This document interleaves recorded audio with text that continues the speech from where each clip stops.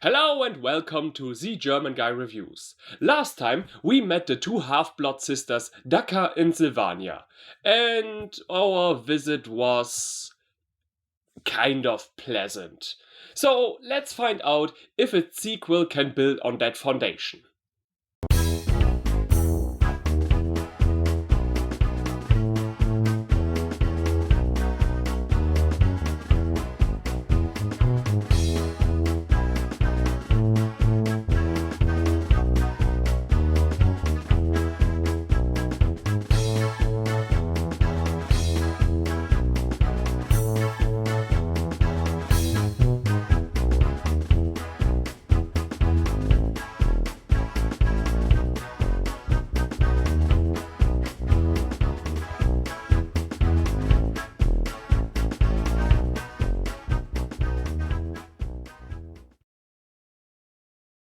We begin the movie with all of our main characters at their school discussing what they want to do during the summer vacation. Me and my sis, we already know. We are going to kidnap our first virgin. We are so excited! No, actually our harmless vampire, can you call them vegetarians if it's just from the blood bank, suggests they could all go camping together. We then meet Dirk van Combast again, testing his new vampire hunting invention, a vacuum cleaner that shoots garlic dust. I have to ask, why is it that not more modern vampire hunters don't use technology in a more creative way like that? Why, for example, has no one at Helsing headquarters the idea yet to just put tons of garlic on airplanes and bomb the shit out of Transylvania? A sort of garlic nuclear bomb, if you will. Or hell, just use the holy bomb from Worms. In Constantine, Keanu Reeves uses the sprinkler system to let it rain holy water. Just use that idea. Take the Pope, put him in an airplane, and let him bless all the clouds. If you had that idea, the Nazi vampire invasion would have been stopped before they could have even crossed the British border. Then again, it's the British, so is it really a tragedy? Anyway, Dakaria comes home and hears on the internet that her favorite band Krypton Krax is giving a concert in a city close by. And Daniel Kübelberg is doing magic tricks in the pre-show. We've got to be there, man. Her father, however, says no, because the new manager of the band is an ultra-conservative vampire who was not in the slightest happy to hear that his friend Mihai was going to marry a human. Wir lieben uns. Nein! Nein, nein, nein! Es gibt Regeln! Nein, nein, nein, nein, nein, nein, nein! And before you know it, there will be human-vampire relationships everywhere, including a movie that will suck so bad that it will shape the face of the earth for hundreds of years to come. Also, there will be a werewolf in it that impregnates on a baby. It's just wrong. Dakaria rebels against her father and goes to the concert anyway. Her sister accompanies her since it would be a little bit too dangerous to go alone. I mean, someone might sell you dangerous vampire drugs, or even worse, some creepy creep who is way older than you is going to take you home with him.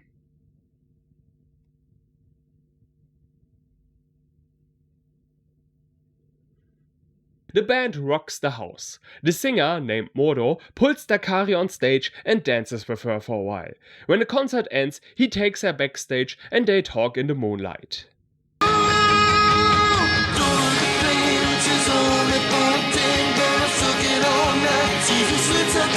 Meanwhile, Van Combast hurts his foot when his latest plan fails, and hearing his scream, you just have to feel bad for him.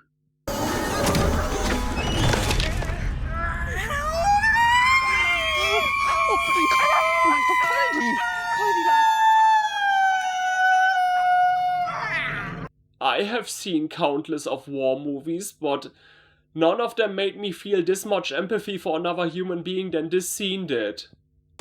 Ich finde ihn einfach nur cool. Er ist wirklich zu alt für dich. Oh, you don't say. I am from Germany, where the age of consent is 14. What is it, the Alabama of Europe? In many ways, yes. Okay, let's break this down. Here's the chart that shows which age group is allowed to have intercourse with whom. Now, a relationship between Dakaria and this dude would be technically possible, but you may have noticed the field is colored in orange. Orange as in you can. But dude, Not cool. More specifically, the law states that it is only allowed if the power imbalance is not abused and or too great.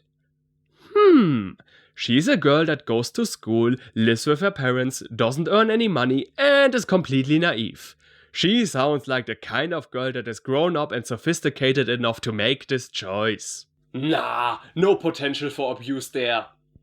Meanwhile, Mordo is a rock star with God knows how much money, probably decades, even hundreds of years of life experience, a lack of oversight, among other things, because Dakaria's parents don't even know about this, and a manager who tries to make everything a secret. In the hospital, Dirk is having some romantic moments of his own.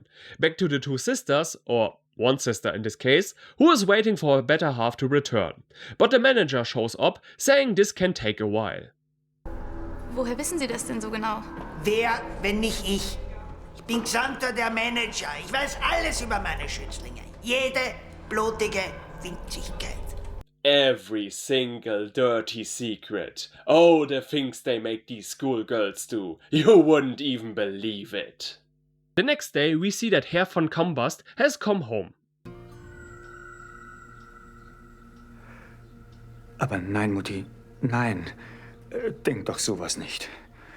Meine Mission werde ich natürlich weiter verfolgen. Ich werde beweisen, dass es Vampire gibt. Niemand wird dich jemals wieder für verrückt halten. Ich bleibe dran, das verspreche ich dir. Oh, there's Mother now. Watching me. What's that, Mother? Well, I have a right to be here. It's school business. Mother, that sailor suit doesn't fit anymore! Can you blame him for going nuts? That scream sounded like his own personal Iraq.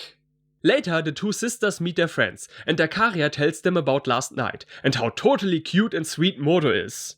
At one point he tripped and fell on me, and then he made strange noises for 5 minutes. That was weird. The gruesome pet of Dakaria named Karl-Heinz... Wait, why is his name so German? He was the pet of her class in Transylvania. Anyway, Karl-Heinz has love sickness after meeting Mordo's pet that also just happens to be a female CGI caterpillar thing. What are the odds? No, I mean this seriously. Who among you is good at math? Please tell me, because I think the chances of this exact thing happening must be astronomically low. Daka wants to help her pet out, so she writes an email. Oh, sorry, I mean a vamp email. To Mordo, telling him they have to meet again soon. An underage girl going on a date with a much older man via internet, which the parents don't know about.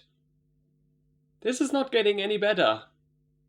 But uh-oh, lots of jealousy is coming to the family's home. A friend of their mother sends red flowers, which makes Daddy very angry. The man who sent the roses was the father of the boyfriend of Sylvia, so now she fears she will have to admit to him that they are half vampires. For some reason.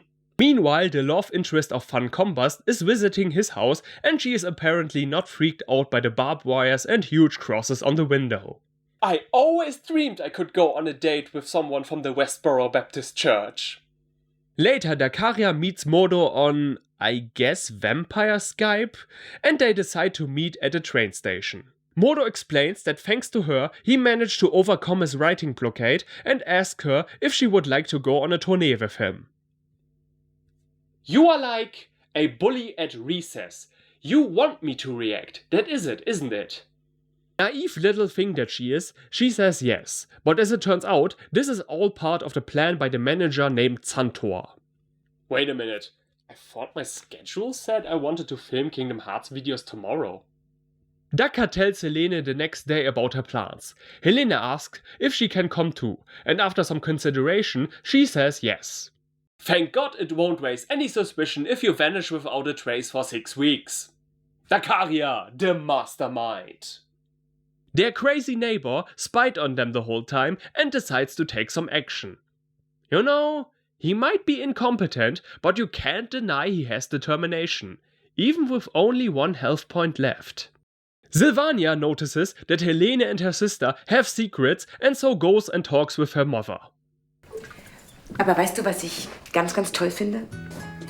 Dass wir uns so sehr auf euch verlassen können. Das ist sehr, sehr schön. Also ich meine damit, dass ihr neulich nicht zum Krypton-Krax-Konzert geflogen seid, Daka und du. Andere wären bestimmt heimlich hingeflogen und das hätte mich schon sehr enttäuscht. I would have burned all your baby photos and had been forever ashamed that you came out of my body. But you did not go. You listened to me.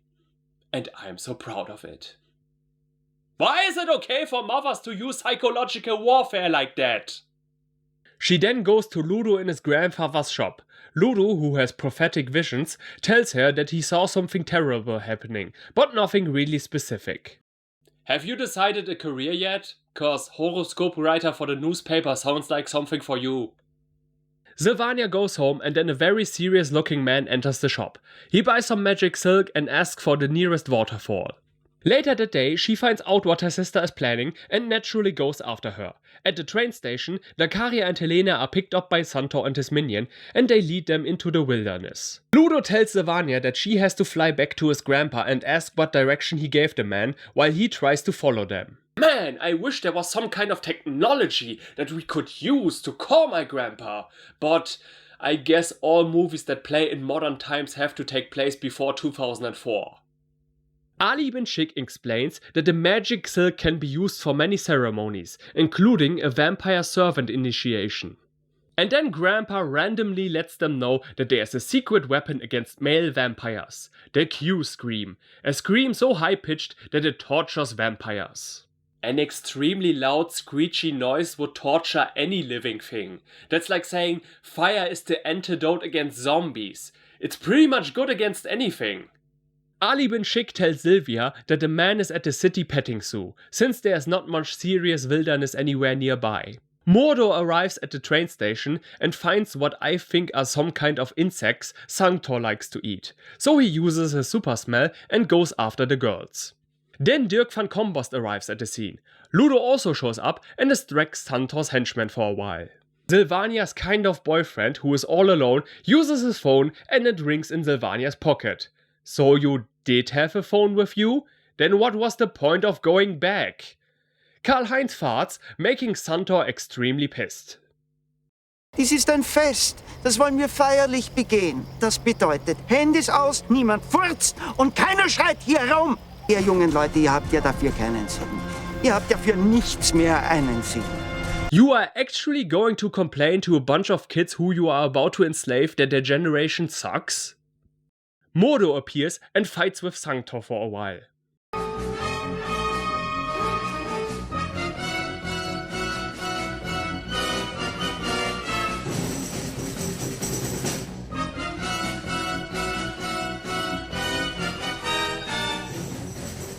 Ooh, I am really flying. Ooh.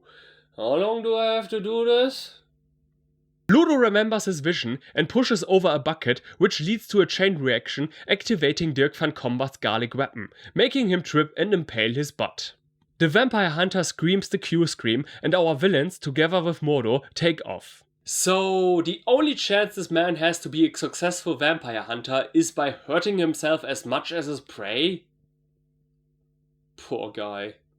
But don't feel too bad for him. The kids help him to get up and carry him outside, where an ambulance with his love is just arriving. The children then go and do what they should have done this whole time, camping at the lake. Sylvania finally admits the day after to her boyfriend that she is in fact a half vampire. Come on, we already had this before. Just fly around in front of him and then start explaining. I can also claim that I am the Queen of England, but when I don't show him my crown, then that's just words. But for some reason, he just believes her and is totally unshocked to find out that supernatural beings exist on Earth. Then the boy tells her she is something very special and then they kiss. See? That's cute and charming. The other thing is creepy and barely legal. Oh yeah, and this unbelievably uninteresting subplot with the flowers is also resolved by the father apologizing to his wife for acting like a huge jackass. Mordo comes back, explaining that he and his band imprisoned Sanctor in the Antarctic. He wants to know if Dacaria still wants to come with him, but she says she has realized that she can't be away from her friends and family. The rock singer accepts this and says he will visit her as much as he can, and so the movie ends with everybody dancing around the campfire. Only 5 more minutes and then the roofies should start to work. This movie is bad. And it didn't have to be. It's so sad. I was expecting that this sequel would take all the good stuff it established and build on it, but it does the exact opposite. Even without the highly questionable relationship between Dakaria and Modo, it has nothing special to offer. Instead of having bad jokes, this movie has no jokes, unless you count twice random farting. The plot is just tiresome. It was predictable where it was going from the start, and I think they used even less money on effects than the last time. I already forgot half of the things that happened. The villain was great, but he was not enough in this movie. If this was my film, I had cut out the girls entirely and made just a movie about Dirk van Combast on his path to become a sort of hero. That story arc was the only thing that interested me in any way. Also, let's not forget, the title music for this film made my ears cry. Just because the story is complete on paper doesn't mean it is in practice. This movie is like watching paint dry, or watching grass grow, or watching paint on growing grass get dry. It's not worth anybody's time. Next time, we will finish this trilogy and find out if the third installment can save the series. The German Guy, out, and auf Wiedersehen.